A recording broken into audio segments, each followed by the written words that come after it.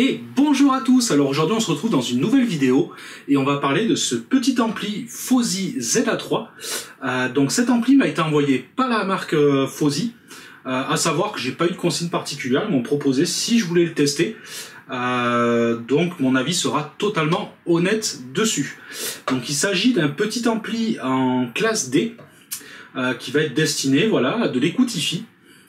Dans un premier temps, ce que je vous propose, c'est qu'on passe en vue rapprochée et je vais vous montrer un petit peu comment il est fichu et ensuite je vous donnerai un petit peu mes impressions dessus. Voilà, donc là on se retrouve en plan rapproché pour faire un petit peu le tour de ce petit ampli. Donc déjà au niveau finition, on le voit, hein, finition aluminium, un aluminium assez épais, c'est plutôt bien fini. En façade c'est assez simple, on va se retrouver avec deux sélecteurs, un sélecteur donc pour choisir l'entrée RCA ou XLR, et ici pour passer de stéréo à mono. Donc cet ampli donc, aura les deux fonctionnalités. Ici le bouton de volume, et pour le bouton d'allumage en fait vous restez appuyé, ça va s'allumer, et pareil pour éteindre vous restez appuyé et ça va s'éteindre. Derrière on va retrouver une entrée symétrique, l'entrée RCA donc en asymétrique, une sortie sub, ça c'est pas mal. Alors c'est une sortie qui est directe, elle n'est pas réglable, mais ça va vous permettre de brancher votre caisson de basse. Ici les borniers, bon les borniers sont assez simples, vous voyez ils sont assez courts, mais vous pouvez mettre des fiches bananes sans problème. Ici l'alimentation, et ici vous avez ce qu'ils appellent donc le 12 volt trigger, c'est par exemple si vous prenez le DAC, vous allez pouvoir alimenter le DAC depuis l'ampli. Donc ensuite, au niveau des alimentations, vous aurez deux types d'alimentation. Donc c'est une alimentation externe. Donc vous aurez la possibilité de prendre soit la 32, soit la 48 volts. Donc moi j'ai reçu la 48 volts, la plus puissante, c'est celle personnellement que je vous conseille. Donc je vous mettrai tous les liens d'achat en description.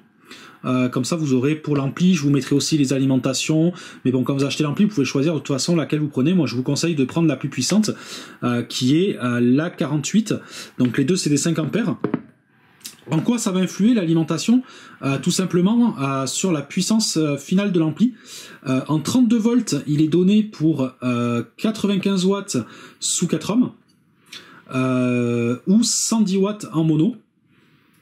Et avec la 48 volts, il est donné à 155 watts sous 4 ohms et 235 watts en mono 4 ohms. Donc vous voyez quand même, vous doublez en fait la puissance quasiment en changeant l'alimentation. Après bon, on le verra tout à l'heure quand je vous parlerai un petit peu plus de cet ampli là. Au niveau des puissances, c'est quand même à prendre avec des pincettes. Mais voilà, vous avez donc un ampli qui est très simple, il est très compact, hein, vous voyez, il tient quasiment dans la main. La qualité de fabrication est vraiment bonne. Il est très très simple, bien sûr. Et au final, vous avez que deux entrées. Vous pouvez mixer du coup du symétrique et de l'asymétrique. Si vous voulez utiliser deux entrées, vous pourrez passer de l'un à l'autre par le sélecteur ici. Sinon ça reste quand même assez simple, mais on peut y joindre un DAC sans aucun problème. Je vous mettrai aussi le lien du DAC dans la description. Et donc voilà un petit peu juste pour la présentation rapprochée de cet ampli là. Vous voyez, c'est franchement très bonne finition. Je crois qu'il existe en gris aussi. Vous avez donc deux couleurs, gris ou noir, il me semble, et vous pouvez aussi avoir le bouton ici si vous le voulez tout en noir. Vous pouvez aussi, voilà, c'est pareil, je crois que vous pouvez l'acheter aussi à part si vous le souhaitez, si vous avez tous les choix à la commande. Voilà donc sur maintenant l'écoute un petit peu de cet ampli là. Alors qu'est-ce qu'il en est? Donc je l'ai testé, je vous ai mis un petit peu le panel d'enceinte que j'ai utilisé pour le test. Je l'ai utilisé donc avec à chaque fois la même source, donc mon DAC SMSL avec comme source Qobuz. Je l'ai ensuite donc essayé avec celles-ci qui sont donc des Auditor CX33, donc petite enceinte assez standard fin années 80, qui est équipée en Audax, en Philips pour le médium et pour le tweeter aussi. À côté ensuite on avait les Cabas Brick M8. Je l'ai aussi testé sur cette petite colonne, donc vous voyez pas trop derrière, qui est une petite colonne pareil assez standard, c'est du Studio Lab. Et bien sûr mes Dali Opticon 2 qui sont vraiment mes enceintes de référence. Alors, comme je vous avais dit dans une précédente vidéo, des fois on peut avoir de très grosses attentes, comme je vous avais dit sur la vidéo un peu sur le cerveau. Pour celui-ci, ben, très franchement, j'avais pas vraiment d'attente. Et très franchement, je vais vous le dire d'entrée, j'ai été très agréablement surpris. Il faut savoir que le Class D, c'est pas la première fois que j'utilise des amplis Class D. Et très franchement, j'ai jamais été convaincu par un ampli Class D. Souvent, je l'ai trouvé trop brillant en haut, et d'ailleurs avec quasiment que ça, que de la brillance. Un son plutôt froid, pas vraiment d'âme. Et celui-ci m'a vraiment surpris là-dessus. Il faut savoir que les seules enceintes, franchement, où l'association n'a pas été top, c'est avec les cabasses. Mais il faut savoir que les cabasses sont extrêmement montantes de base. Donc il leur faut des amplis extrêmement doux. Donc celui-ci n'est pas non plus montant à outrance, c'est justement ce que j'ai apprécié, mais on commence à arriver un petit peu à la limite avec les cabasses. Par contre, sur les trois autres, ça s'est super bien passé. On est sur un ampli, faut pas l'oublier, à grossièrement 150 €. Donc moi je le juge en tant que tel. C'est sûr qu'à côté j'ai mon Pierre Audio, je vais pas le comparer au Pierre Audio. On n'est pas du tout dans la même gamme de prix, le Pierre Audio coûte 10 fois plus cher. Donc c'est sûr que je vais le juger par rapport à son prix. Et très franchement j'ai été assez étonné. Au niveau déjà du grave, alors c'est sûr ça reste un Class D, c'est pas les amplis que je trouve les plus monstrueux en termes de grave. En revanche, celui-ci m'a quand même étonné parce que le grave est quand même présent, mais il est surtout très propre. Je l'ai vu surtout sur les auditors. Les auditors, elles peuvent assez vite avoir un grave un peu baveux, qui manque un peu de finesse. Et bizarrement, ben avec cet ampli-là, même par rapport aux autres amplis que j'ai, ben c'est celui qui a permis d'avoir vraiment un grave qui est propre, bien défini. Donc là-dessus, franchement, sur le grave, pas de souci particulier. Au niveau du médium, on est sur quelque chose d'assez neutre, assez classique. Ça chante bien. Je peux pas dire que c'est voilà que ça manque ou autre. C'est franchement bien mesuré. Et au niveau de l'aigu, ben il est pas si montant que ça. C'est le premier Class D vraiment que j'ai entre les mains, qui a un aigu quand même qui reste pour moi assez mesuré. Comme je vous dis, il y a vraiment qu'avec les cabasses, et encore avec les cabasses, c'était écoutable sans aucun problème. On n'avait pas de l'aigu à outrance. Donc là, franchement, ben oui, c'est un ampli où j'ai trouvé un petit peu d'âme quand même. Je me suis pas retrouvé comme sur d'autres amplis Class D, avec quelque chose de froid qui a vraiment pas d'âme. Et là-dessus, par contre, il m'a vraiment surpris. Ça sonne vraiment propre. C'est sûr, après, ça reste un ampli qui est simple, hein, on a vu, il n'y a qu'une seule entrée, enfin deux si vous jouez entre le symétrique et l'asymétrique. Il a quand même cet avantage de faire aussi mono. Il faut savoir que dans ces prix-là, chez la concurrence, sur des amplis classe AB, vous pouvez rarement faire du mono, voire pas du tout même à ces prix-là. Donc c'est sûr, vous n'aurez pas 50 000 entrées, mais j'ai envie de dire, déjà vous pouvez lui adjoindre je crois que c'est le ZB3, le DAC qui va avec, qui déjà vous résoudra ce problème-là et vous rajoutera du Bluetooth et tout ça, et pourra vous faire une petite installation compacte et assez complète. Donc pour moi c'est pas un gros défaut, hein. Encore une fois on est quand on voit déjà la qualité de fabrication et finalement le rendu, à ce prix là c'est compliqué de critiquer. Moi je vous dis, des amplis, quand je vous ai parlé des amplis, il y avait un ampli comme je vous avais dit qui m'avait un peu déçu, qui était pourtant très vendu, c'était le Marantz PM5005. Clairement je trouve ça au-dessus ça. Vous avez déjà un peu plus d'âme qu'un PM5005, vous avez un peu plus de puissance, il a eu aucun mal à tenir toutes les enceintes que j'ai là. Il faut savoir que dans toutes celles que j'ai là, celle-ci commence à être un petit peu gourmande, bien qu'elles aient pas un rendement trop mauvais. Les Dali, il faut savoir que je crois que le rendement est de 87 dB. C'est des enceintes qui demandent quand même du jus. Franchement, sur les Dali, il s'en est remarquablement bien sorti. Je peux pas dire qu'avec cet ampli-là, j'ai trouvé mes enceintes dénaturées ou autre. Je prenais quand même du plaisir à l'écoute. C'est sûr, encore une fois, je vous dis, je vais pas le comparer à mon ampli principal, mais franchement, j'ai eu bien d'autres déceptions avec d'autres marques et d'autres amplis, des fois jusqu'à 2 voire 3 fois plus cher que celui-ci. Certains que je vous ai déjà cités dans la vidéo sur les amplis, Marantz PM5005 ou autre, tout ce qui va tourner dans cette gamme à moins de 500 €. Pour moi, à moins de 500 €, côté, on va dire, qualité de son, c'est sûr, côté fonctionnalité, oui, vous allez trouver pour bien moins cher des amplis qui ont plusieurs entrées, tout ça, ça y a pas de souci. Mais niveau qualité audio, pour moins de 500 €, je vais pas dire qu'il n'y a pas mieux, c'est faux, il existe, mais il a sa place. Il a vraiment sa place. Et alors, pour son prix, pour 150 €, il m'a vraiment étonné. Et surtout, c'est le premier ampli qui me... Voilà, classe D, que j'ai pas vraiment de souci à écouter, quoi. Je lui trouve une certaine âme. J'ai pris, avec toutes les enceintes que je l'ai utilisées, j'ai pris du plaisir avec mes enceintes que je connais bien. Je peux pas dire que l'ampli a dénaturé l'enceinte ou quoi que ce soit. Donc franchement, c'est une surprise, vraiment agréable surprise. Une chose par contre, c'est la puissance. On vous annonce quand même des puissances qui sont assez énormes. Bon, on est loin. Après, vous arriverez quand même sans problème à tirer... Enfin, moi, du moins, toutes les enceintes que j'ai ici, il s'en est sorti sans aucun problème. Autre chose aussi que j'ai bien aimé, c'est la tenue quand vous montez vraiment le volume. Avant d'aller chercher de la distorsion, il faut quand même y aller. Vous avez, ça tient vraiment dans la puissance. Vous pouvez monter tout en gardant quand même un son qui est vraiment maîtrisé, qui pose vraiment pas trop de problèmes. Donc vraiment là-dessus, c'est vraiment pas mal. Donc à qui va s'adresser ce genre d'ampli? Ben finalement, moi, je lui mettais qu'une catégorie au départ avant de l'avoir essayé. Pour moi, c'était pour avoir une petite install de bureau, quelque chose comme ça, un petit truc d'appoint. Et l'ayant essayé, ben, je lui ai donné finalement plus de fonctions que ça. C'est que pour moi, quelqu'un qui veut débuter dans la hi-fi avec un petit budget, ben, pour moi, non, c'est pas déconnant. C'est pas déconnant, vous avez quelque chose, si vous avez peur de l'occasion, que vous voulez à tout prix du neuf, c'est pour moi un ampli qui est à considérer. Et pourtant, vraiment, je pars avec un a priori sur les classes D. Hein. J'ai jamais accroché sur une classe D. Et donc, pour que je vous dise, franchement, allez-y, c'est que c'est franchement pas trop mal. Parce que, franchement, tous les classes D que j'ai essayé jusqu'à présent dans ces gammes de prix-là m'ont tous déçu. Vraiment aigu à profusion, pas vraiment de plaisir d'écoute, c'était froid, ça avait pas d'âme. Là, vraiment, mes Dali, j'arrive à leur retrouver leur caractère. Même les cabasses, même si c'est un peu montant, je retrouve le caractère des cabasses. Le médium sonne bien, le grave est pas abyssal, mais il est bien maîtrisé. L'aigu, il est montant, mais ça reste vraiment maîtrisé.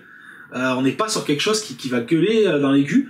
Et dans un son global, on sort quand même quelque chose. Vous n'aurez pas la chaleur de certains amplis en classe AB, ça c'est sûr. Mais par contre, j'ai eu des classes AB bien plus froids que celui-ci. Donc, moi, je le vois bien aussi, mais finalement, pour débuter la hi-fi, pour moi, il va tirer même une petite paire de colonnes. Du moment où vous avez du 90 dB en rendement, il aura pas trop de mal à tirer pas mal d'enceintes, même dans un salon sans aucun problème. Comme je vous dis, même si la puissance annoncée, pour moi je la sens pas vraiment, il y a quand même de matière à faire. Hein. Vous pouvez quand même lui mettre. L'avantage aussi, c'est que du coup, vous pouvez passer un jour en double mono. Et du coup, là vous décuplez, donc là vous passez x2 en puissance, et là vous êtes tranquille. Autant vous dire que vous êtes vraiment tranquille. C'est un ampli qui chauffe pas du tout. Franchement, je lui ai mis quand même, hein, j'ai testé. Hein, je vous dis, moi, ça va faire une semaine que je l'ai reçu. Ça fait une semaine que tous les soirs, je me prends entre 1h et 1h30 pour faire des tests. Je me faisais une enceinte chaque soir, une paire d'enceintes chaque soir. J'ai fini hier soir avec celle-ci, les Studio Lab. Et sur les Studio Lab, par exemple, j'arrivais à sortir pas mal de graves et de basses quand même avec. Donc franchement, ça restait vraiment pas mal. Comme je vous dis, sur les cabasses, ça peut être un poil brillant. C'est écoutable, mais un peu brillant. Par contre, sur les trois autres paires, rien de particulier. Pourtant, je leur ai mis vraiment des paires quand même assez opposées. Hein. Là, on est sur une enceinte, voilà, qui, elle, on est sur un budget de 1300, entre 1200 et 1300 €. Enfin, ça a beaucoup fluctué. On est quand même sur une bonne bibliothèque. À côté de ça, je lui ai mis de la bonne vieille enceinte. Là, on a quand même un 20 cm. C'est une 3 voix. Je lui ai mis de la cabasse qui est un peu différente. Ici, de la petite colonne. Ça c'est début 2000 à peu près. Donc, vraiment, j'ai sorti tout mon panel d'enceintes. Des choses assez différentes. Et franchement, il s'en est remarquablement bien sorti. Encore une fois, je précise, je le juge en fonction de son prix. Bien sûr. Pour 150 €, moi, j'ai vraiment du mal à lui trouver un défaut, en fait, à ce prix-là. À la rigueur, j'aurais peut-être aimé une petite option en plus. Pour un petit ampli compact comme ça, sachant qu'il n'y a qu'une entrée, ça aurait été un Bluetooth intégré. Ça aurait été génial pour se faire une petite installation dans un bureau, dans un salon ou autre, d'avoir juste ça, on se connecte en Bluetooth dessus et hop, on a quelque chose de pas cher et fonctionnel, quitte à payer même 20 balles de plus à l'achat pour avoir un Bluetooth en plus. Donc voilà, c'est peut-être la seule chose. Et encore, comme je vous dis, vous pouvez répondre à ça parce qu'il existe donc le ZD3 qui est le DAC qui lui intègre le Bluetooth et tout ça. Et qui va faire fonction de préampli, qui pourra gérer aussi, si vous prenez 2 blocs pour les passer en mono, vous pouvez les gérer grâce au DAC, donc vous pouvez même arriver à une petite évolution avec. Donc pour moi, ampli assez décent, je misais pas grand chose dessus, bien que je suis quand même souvent agréablement surpris par ces marques. Fosi, c'est la première fois, mais j'ai déjà testé un petit peu des équivalents qui sortent, je pense, à peu près des mêmes usines, qui est la marque Duke Audio. Duke Audio, j'ai plusieurs produits chez eux qui m'ont plutôt bluffé par rapport au prix. Et celui-ci, franchement, j'en attendais pas autant. À ce prix-là, je me suis dit, ça arrivait, bon, c'était bien construit, mais je m'attendais pas à quelque chose, voilà, je m'attendais à rien de bien spécial dans ces prix-là. Et franchement, pour moi, dans le neuf, aujourd'hui, dans l'offre actuelle, il va falloir passer plus du double du prix pour moi, pour peut-être passer quand même vraiment au-dessus. C'est-à-dire que, bon, je vais pas dire à moins de 500, parce qu'à moins de 500, vous avez quand même des amplis sympas aujourd'hui, et avec plus de fonctionnalités. Mais du moins, dans la catégorie, même à 300 €, je le trouve très bien placé. Donc, c'est-à-dire jusqu'à 2 fois son prix, il a vraiment sa place. Donc, encore une fois, 150 €, 159 précisément, avec l'alimentation. Alors, pour moi, prenez l'alimentation 48 volts, réfléchissez même pas. Pour moi, c'est indispensable. Pour moi, c'est tout à fait décent. Et j'étais vraiment étonné. Et enfin, une classe D qui a un peu d'âme. Franchement, qui a un petit peu d'âme, quoi. C'est, comme je vous dis, je lui ai quand même mis derrière des Dali qui sont d'une gamme bien au-dessus de cet ampli-là. Et à aucun moment, j'ai pu dire, ouais, il dénature mes enceintes. Non, c'est sûr, j'obtenais pas les mêmes performances qu'avec mon ampli, mais bon, qui coûte 10 fois plus cher. Mais j'obtenais quand même quelque chose qui marchait très bien. Là, ça fait une semaine que tous les soirs, je fais des écoutes avec, et franchement, j'ai pris du plaisir. J'ai pris du plaisir tous les soirs. De temps en temps, je rebranchais mon ampli pour me refaire un peu l'oreille. Et voilà, certes, il y avait quand même une sacrée différence, mais je peux pas dire que quand je mettais ça sur les Dali, c'était gâcher les enceintes. Non, franchement, je dois vivre quelque temps avec celui-ci parce que j'ai un souci d'ampli ou autre. Ça va quand même me permettre de profiter correctement de mes enceintes sans aucun souci. Voilà. Depuis le début, donc je vous ai pas parlé de celles-là qui sont dans le champ, mais c'est normal, celles-là, elles étaient pas du tout là, c'est parce que c'est leur place. Mais ça, c'est des monitoring que j'utilise pas là, d'habitude, que j'utilise de chaque côté de mon fauteuil. Donc c'est pour ça que celle-ci, je vous en parle pas, parce que c'est déjà des enceintes amplifiées. C'est vraiment avec ces 4 paires-là que j'ai essayé. J'ai essayé tout style de musique. Franchement, il s'en est bien sorti dans à peu près tout. C'est sûr, quand vous allez aller chercher de l'orchestre ou autre, vous allez peut-être pas avoir alors je vais pas dire l'ampleur, mais vraiment bien le grondement des instruments, tout ça, l'épaisseur et tout ça, ça reste quand même une classe D, donc ça peut manquer un petit peu d'épaisseur, mais c'est pas non plus catastrophique sur celui-ci. C'est même plutôt bon, comme je vous dis. À certains moments, j'oubliais que j'écoutais une classe D. Parce que jusqu'à présent, comme je vous dis, je trouvais les classes D très typées en son. Et celui-ci, des fois, j'oubliais complètement que c'était une classe D parce que j'arrivais quand même à retrouver la musicalité de chacune de mes enceintes. Comme je vous dis, la seule association, à la rigueur, je vous déconseille, c'est avec du Cabas qui est assez brillant. Dans la même lignée, il y a Klipsch. D'ailleurs, c'est bien dommage parce que il irait bien avec du Klipsch. Hein. Il a les couleurs parfaites pour aller avec du Klipsch, mais le Klipsch étant assez énergique, assez montant, c'est peut-être pas l'ampli que j'irai, et encore à voir. À voir, avec certaines paires, ça peut le faire, mais si vous avez des enceintes vraiment montantes, ça va pas être à outrance. Je vous dis, j'ai d'autres classes D qui ont été horribles à ce niveau-là, celui-ci est très bien placé. Donc voilà, ça c'est vraiment mon avis en toute honnêteté. Comme je vous dis, ça a été prêté par la marque, j'avais strictement aucune consigne, et en plus de ça, je partais avec beaucoup d'a priori, parce que les classes D, c'est vrai, jusqu'à présent, ça a vraiment jamais été ma tasse de thé. J'en ai possédé plusieurs, hein, parce que par curiosité, et franchement c'était une déception à chaque fois. Celui-ci me fait changer d'avis. Franchement, il me fait changer d'avis à ce prix-là, que franchement, je peux pas vraiment le critiquer à ce prix-là. Il fait le boulot, il est agréable. Si vous voulez débuter à petit budget, vous voyez, moi je vous parle souvent d'une petite paire d'enceintes qui est raisonnable en prix, et enfin de deux même, parce qu'après on va parler du simple et double en prix. Par exemple de la petite Biblio Monitor 3 de chez Eltax. Pour 300 balles, vous faites ça avec les Eltax, vous avez quelque chose qui tombe bien. Vous pouvez mettre un peu plus, partez sur des Spector 2 de chez Dali. Bon, bien sûr, c'est du 13 cm, vous attendez pas des trucs de fou, ça reste des toutes petites enceintes. Mais si vous voulez du 100% neuf, à 300 €, par exemple, avec les Monitor 3, vous aurez quelque chose qui est décent. Avec les Dali, lui, il s'en est très bien sorti avec ses Dali, donc avec les Spector 2, il n'y a pas de raison, même si elles ont un rendement un peu plus bas, j'ai pas trop peur là-dessus quand même. Il a... Malgré tout, on sent quand même qu'il peut tirer. Donc voilà. Moi, comme je vous dis, partez systématiquement sur la plus grosse alimentation pour le peu de différence de prix qu'il y a. Je vois pas vraiment l'intérêt de prendre la 30, je crois que c'est 32 volts. Autant l'alimenter comme il faut dès le départ. Et au moins, vous aurez pas de soucis.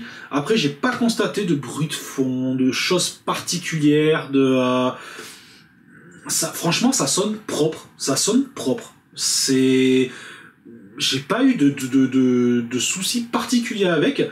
Je lui ai mis quelques heures dessus. Franchement, ça s'est très bien comporté. Je l'ai pas forcément traité toujours comme il faut. Tant qu'à tester, j'ai testé. J'ai pas fait de la maltraitance non plus, mais tant qu'à tester, j'ai testé comme il faut, quoi. Franchement, agréablement surpris. Après, comme je dis, je vais le répéter plusieurs fois dans la vidéo, je le juge par rapport à son prix. Attention. On serait dans une autre gamme de prix, j'aurais peut-être pas le même discours. Il serait à 500 €, c'est clair et net que là, le discours, je vous aurais dit c'est pas mal, mais ça vaut pas du tout son prix. Que là, à 150 €, oui, ça vaut. Enfin, moi, je trouve que chaque centime est justifié. En plus de ça, j'ai oublié de le préciser, vous pouvez changer les amplificateurs opérationnels dedans. Donc en plus de ça, vous pouvez encore le faire un petit peu évoluer, le mettre un peu à votre goût. Il existe aujourd'hui un paquet d'amplis opérationnels, donc vous pouvez changer pour lui changer un peu sa sonorité, explorer d'autres choses. Donc en plus de ça, c'est des bonnes bases. Il faut savoir que même dans la notice, on vous explique comment les changer. On vous montre l'essence d'utilisation, tout ça. Donc ça montre aussi que la marque, elle n'est pas de suite à vous mettre une étiquette de garantie, vous ouvrez, c'est foutu. Non, même dans la notice, on vous dit comment changer les puces dedans, si vous voulez le faire évoluer. Ça aussi, j'aime bien cette philosophie-là. C'est qu'on vous vend pas un produit qui est fermé, bloqué. Non, vous pouvez encore le faire évoluer, vous pouvez avancer sur pas mal de choses. Voilà, que dire de plus? Franchement, je pourrais, si vous le souhaitez, si vous avez pas mal de questions dessus, je pourrais refaire une vidéo pour répondre un peu à toutes ces questions-là. Il n'y a aucun problème. Comme je vous dis, j'ai fait pas mal de tests dessus, donc voilà, j'ai voulu vraiment voir. Je voulais pas faire un test à l'arrache ou autre. Je me suis dit, je me prends une semaine et je me mets minimum 1 heure à 1 heure et demie chaque soir, tranquillement, pour vraiment le tester. J'ai pas voulu me limiter pareil à une seule paire d'enceintes. Actuellement j'en ai 4, je teste sur les 4, comme ça au moins on verra un petit peu comment ça tient la route. Donc là vous avez vraiment toute gamme d'enceintes, de l'enceinte assez ancienne et vraiment pas trop chère, à une enceinte qui est très correcte, qui est la Dali, et franchement, ça marche très bien. J'ai pas d'autre chose à dire. Bien sûr, la seule chose que j'ai pas testé, c'est que j'ai pas l'équipement pour, j'aurais, mais sur un autre DAC que j'ai, c'est le symétrique. Moi j'ai tout fait en asymétrique. Le symétrique, je l'ai sur un autre SMSL, un D6, mais j'avais pas les câbles. Donc c'est pour ça que je l'ai testé que en stéréo et en RCA. Mais franchement, pas de problème particulier. Je pense avoir tout dit. N'hésitez pas dans les commentaires si vous souhaitez que je refasse une vidéo pour répondre un petit peu à vos questions. Il n'y a aucun problème là-dessus. Vous aurez donc, comme dit précédemment, le lien d'achat si vous le souhaitez en dessous de la vidéo. Je vous mettrai aussi les liens vers les quelques pièces détachées, donc transfo, tout ça si vous avez besoin. Je vous mettrai tout ça dans la description de la vidéo. Et donc, écoutez, voilà, je pense... j'espère avoir fait le tour. Et quant à moi, écoutez, je vous dis à une prochaine vidéo. Allez, ciao ciao.